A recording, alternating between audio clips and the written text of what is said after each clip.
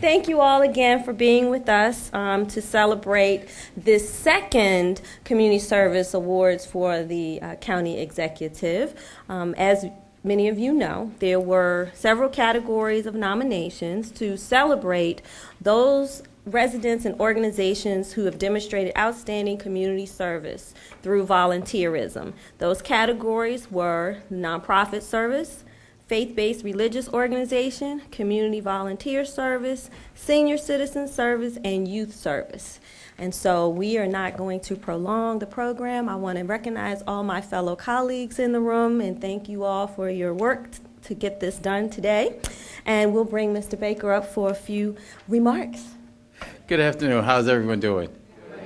First of all, let me thank you for the work that you're doing in the community. You know, it's interesting, when we said this before about the Community Service Awards, that, you know, it's government can't do it all. And in many cases, government shouldn't do it. It is the partnership with the business, faith, nonprofit community that bridges that gap. You know, one of the programs that a signature program of ours in this administration is our Transforming Neighborhoods Initiative. And when we talk about that program, we talk about the fact that we've identified 6 areas in the county where our challenges are greatest. 6 areas in the county that if we turn them around, the entire county lifts up. And over the last almost 4 years, what we've done is we've taken every part of our government to respond to crises in those areas. So whether it's family services, social services, environmental resources, transportation, job creation, public safety. We've taken everything that we have at our disposal and we've actually, you know, focused on those areas. So you would think that would be enough, but it still leaves a huge gap. And so for the next year, and knock on wood, 4 more years, the idea to really make the Transforming Neighborhoods Initiative and Prince George's County come together, it's really about engaging the nonprofit, faith, and business community. That's the real missing link, because the other is just government services. You are the folks who the community comes to first. I said this when I was sitting with one of the pastors. I said, you know about foreclosures before we do. No one's calling Rashawn Baker and said, I'm being foreclosed on until it's too late. But they do come to you. You in the nonprofit community see the needs before we do. And so how do we marry those things with us? And this is really what you have done and why you're being recognized today. I was given this quote, which I thought was very good. I didn't need glasses when I started this job. I do now. I have no hair and I can't see. Maybe I shouldn't have said that before the election.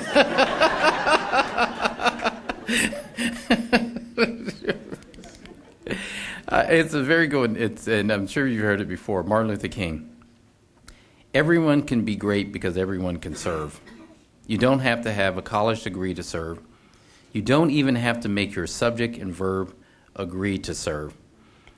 You only need a heart full of grace and a soul generated by love. What better quote than what you have done in Prince George's County? So we are very pleased to honor you today.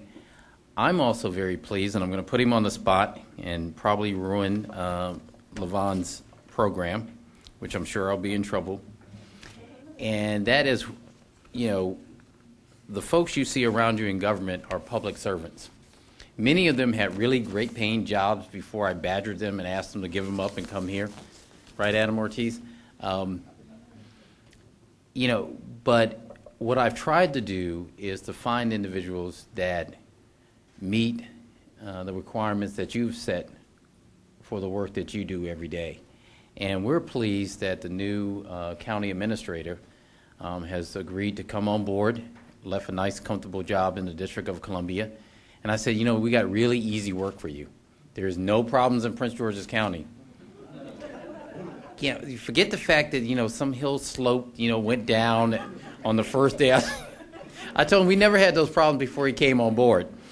But we are very, very pleased, and I'm pleased to introduce to you for the first time in this setting our new CAO, acting CAO, Nicholas Majette. Nick, come on up and say a few words.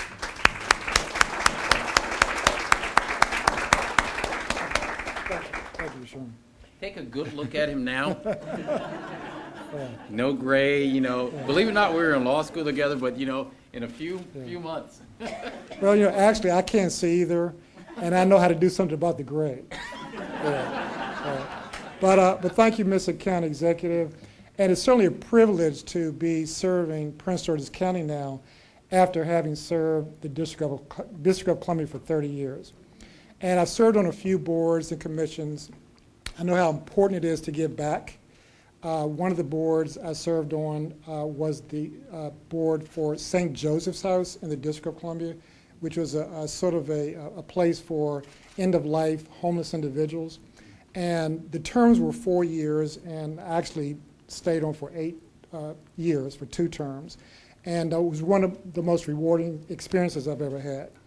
It's important to give back if you're able to. You know, it's sort of each one, teach one kind of thing. So your work, I know exactly the kind of work you've done because I've done it myself. And I know how rewarding it is.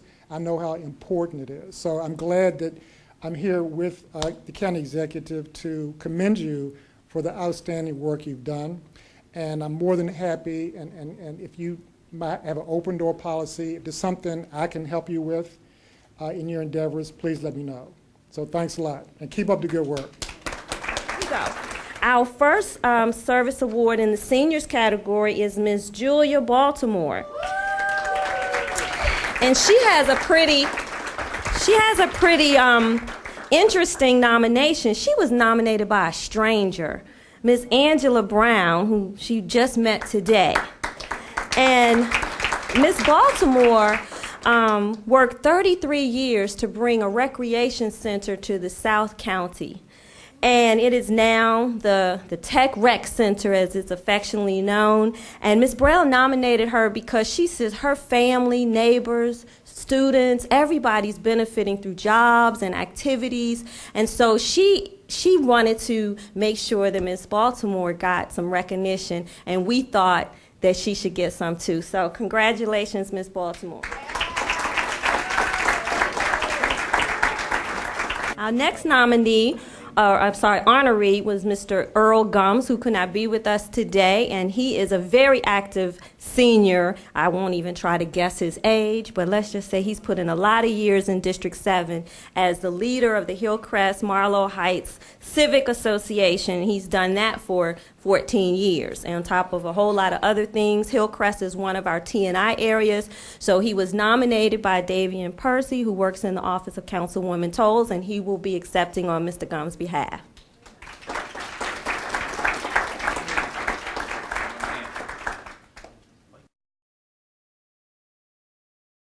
And our last senior honoree is Mr. Bill Walmsley. He has been a resident of Lanham Seabrook since 1979. He's a committed community volunteer, and his volunteerism is keeping the roads and the park trails clean. Last year, he collected approximately 631 pounds of trash. He walks about 20 miles per week through his neighborhood.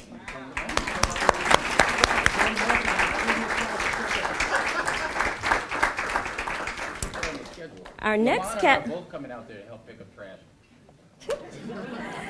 Our next category is for our not so young, not so old residents, and that would be Ms. Ginger Miller. Ms. Miller is honored for her exemplary contributions to the women veterans community. She's a passionate leader, skilled mentor, and tireless advocate. She has enriched the lives of thousands of female veterans, particularly those who served in Operation Enduring Freedom and Operation Iraqi Freedom. She served in the Navy from 1989 to 1992. She established the nonprofit organization John 14:2 Inc. to help hundreds of veterans regain their pride and self-sufficiency. And she's also worked with countless organizations, including our Prince George's County government, on the homeless veteran stand down here. For 2 years have we done it? Yes. Yes, so we applaud her.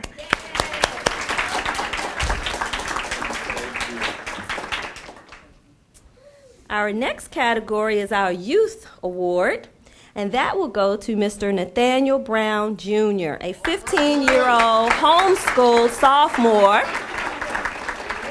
who lives in Clinton, Maryland.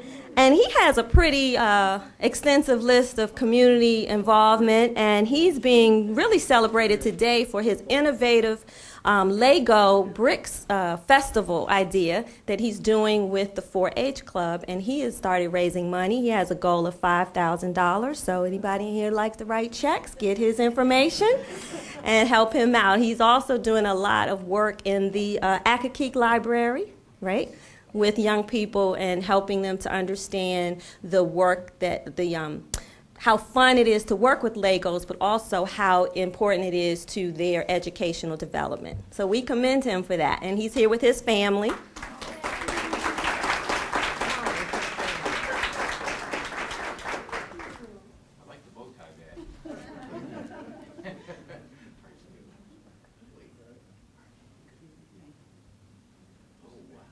So I'm going to be the shortest person in this picture.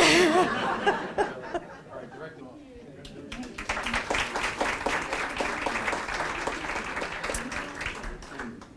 Our next honoree is our nonprofit organization, which is the Unity Economic Development Corporation, a faith-based nonprofit HUD-approved organization founded in 2002 by members of the Union Bethel African Methodist Episcopal Church in Brandywine, Maryland. They are being honored today for their free tax service. And let me just give you a couple of numbers. The average tax filer had household income of about $25,000 and qualified for earned income tax credit and low income tax credit, which helped them receive a higher tax refund, sometimes as high as $4,000 to $5,000 per family. Now, they had so many requests for assistance last year that they need more volunteers. But in spite of not having enough volunteers, they were able to assist 175 taxpayers and getting federal and state tax refunds totaling $213,130. So come on up, Unity, EDC.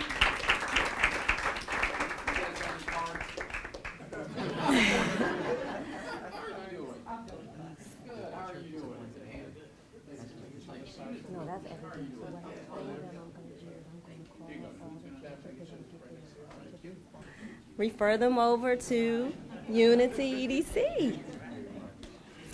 All right, now here's our big group, Mr. Baker. The Community Crisis Services, Inc. manages our Warm Nights programs. And so we know that we've had really harsh winter this past winter. And so what we decided to do, since Layla could not begin to give me one outstanding congregation, I said, what about the one that served the longest? She said, but I can't, you know. And I said, okay. So what we decided to do is recognize them as the team that they are, because whether it's Christmas, Thanksgiving, New Year's, whatever, sometimes there are two churches hosting on a night. So they work as a team. They even have churches that go to other churches to host residents. So I already gave them their pointers, so they're ready. All right, so there are 38 congregation partners from across our Prince George's County communities. We're going to call each one up. We're going to line up for our picture, and you all will get your certificates afterwards so that Mr. Baker can move on to his emergency meeting. Teamwork. All right, Whitehall Baptist Church, Mount Calvary Catholic Church, El Bethel Baptist Church, Mount Calvary Baptist Church. I know some churches in here, y'all. Grace Lutheran Church, St. Matthew's United Methodist Church, Chosen Generation Church, Holy Trinity Episcopal Church, All Saints Lutheran Church, First Baptist Church of Glenarden, St. Mark AME Church, Sacred Heart Roman Catholic Church, Carolina Missionary Baptist Church, Reed Temple, Turner Memorial AME Church, Ascension Catholic Church, University Park Church of Christ. Good, y'all starting to line up. Okay. Bells United Methodist Church, Christian Community Presbyterian Church, St. Pius X Catholic Church, Ebenezer AME Church, the Sanctuary at Kingdom Square, Paint Branch Unitarian Universalist Church, St. Ambrose Catholic Church, Grace Presbyterian Church, St. Andrew's Episcopal Church, University Baptist Church, University Christian Church, St. Paul United Methodist Church, Kettering Baptist Church, Hyattsville Mennonite Church, Union Bethel AME Church, St. Barnabas Episcopal Church, and that's it. Woo!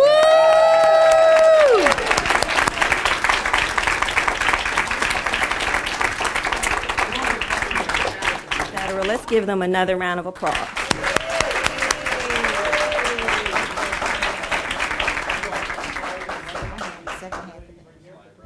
I want to say this. I want to thank each and every one of you, especially I got the chance, which I don't often do, is to see what goes on in Warm Nights.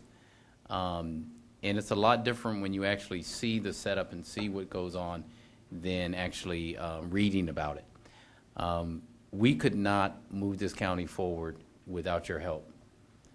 This is the critical component, as I said before. And so we try to make this as festive as possible because we know you're doing hard work with people who really need it. But I don't want you to think for a minute that we take lightly the time and sacrifice that you make and that your family make on behalf of the residents and people of this county and the services. We thank you for it and we love you for it. Thank you.